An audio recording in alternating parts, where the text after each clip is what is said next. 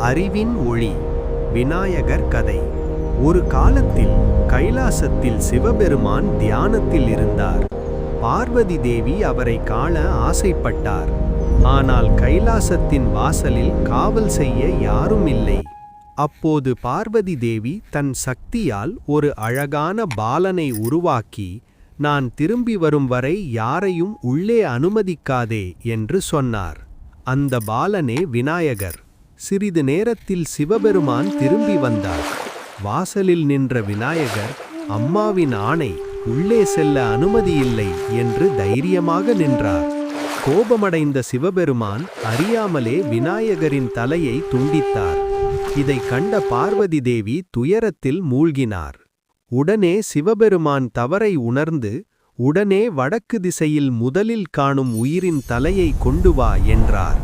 தேவர்கள் கொண்டு வந்தது ஒரு யானையின் தலை.